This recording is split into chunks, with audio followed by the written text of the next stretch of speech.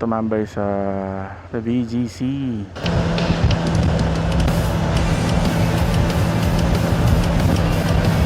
Subukan namin tumambay sa BGC. Alam ko wala na yung Moto Street doon. Pinapadaan tayo ni Google Maps sa sa EDSA. It's been a while. First time natin dadaan dito guys kasi ulit tayong dumaan dito, naka-scooter pa tayo. So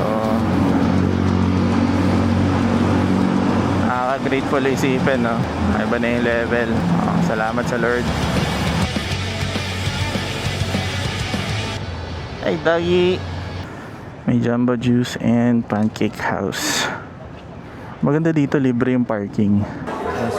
We're here in Hapchan. Yan ang susunod natin content. Hopefully adventure.